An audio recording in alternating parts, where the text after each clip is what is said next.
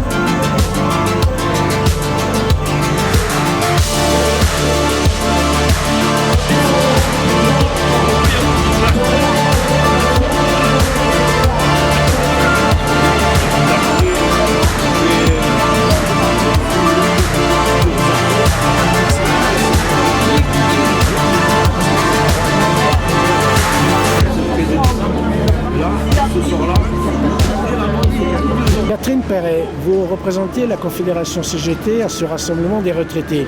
Quelle signification vous lui donnez? Très clairement, la question des retraites et des retraites complémentaires et de la revalorisation des pensions des retraités, c'est l'affaire de toute la CGT, c'est l'affaire des salariés actifs comme retraités, et la Confédération a allé aux côtés des retraités qui luttent depuis des mois pour obtenir une revalorisation des pensions des retraités, ça c'est clair. C'est un tout la retraite.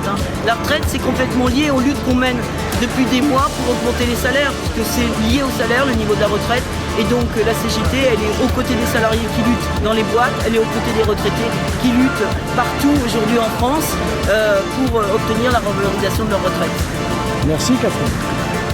Marc Bastide, c'est souvent que les retraités descendent dans la rue à l'appel de la CGT et d'autres organisations. Le 6 octobre dernier, vous étiez devant le siège de l'Agirc-Arrco qui gère les retraites complémentaires. Aujourd'hui, devant le MEDEF, pourquoi? Et on trouve que le MEDEF est silencieux dans la période, alors qu'il porte des responsabilités sur les questions industrielles, des responsabilités dans la gestion de l'Agirc et de l'Arrco. Et donc, comment dire, c'est peut-être on essaie de faire sortir le loup du bois et d'avoir de vraies explications sur son silence. C'est que les retraités, depuis un bon moment, sont dans la rue avec d'autres organisations et que le rapport de force commence à s'inverser avec les 5,12% pour les 5 qu'on a pu arracher à l'Agirc et l'Arrco.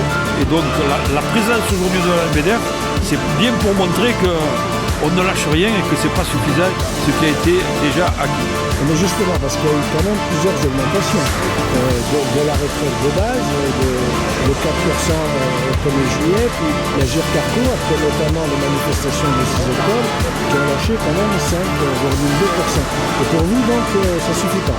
Non, ça ne suffit pas, parce que d'une part, l'inflation aujourd'hui elle est de 6,2%, d'autre part, l'augmentation des pensions et des retraites complémentaires, ça date du mois de novembre, donc ça fait novembre-décembre, mais il manque depuis janvier. Donc, effet rétroactif, ça, on le met sur la table, et dans le même temps aussi, on voit bien que la situation s'aggrave de plus en plus en ce qui concerne la jeunesse et en ce qui concerne aussi les retraités qui de plus en plus basculent dans les difficultés financières et dans la pauvreté. Mais on a des retraités aujourd'hui qui baissent leur chauffage, qui mettent plus de pulls, etc., etc. Ils font des économies. Il y a eu des grandes publicités sur pour manger des fruits et des légumes. Compte tenu de la situation, il y a plus de 30% des retraités qui n'achètent plus de fruits et plus de légumes parce que ça coûte trop cher.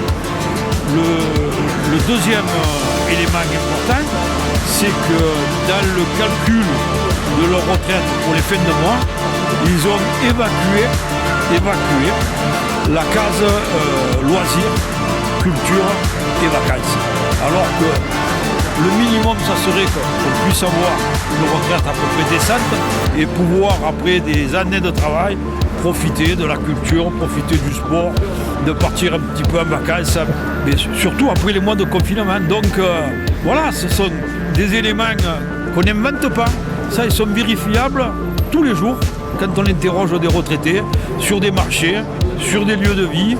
Et c'est dans ce sens que les retraités se mobilisent, et y compris gagnent de plus en plus de confiance parce que dans le même temps, ils arrachent quelques acquis qui leur permettent de pouvoir un petit peu évoluer. Et bien souvent, quand ça évolue, c'est pour régulariser leurs factures. Donc vous continuerez à appeler à une mobilisation? Ah, tout à fait, d'ores et déjà, la CGT a proposé au 9 d'avoir une action dès l'entrée en 2023, fin janvier, début février, et sur cette question d'augmentation des pensions pour vivre dignement sa retraite. Merci Marc.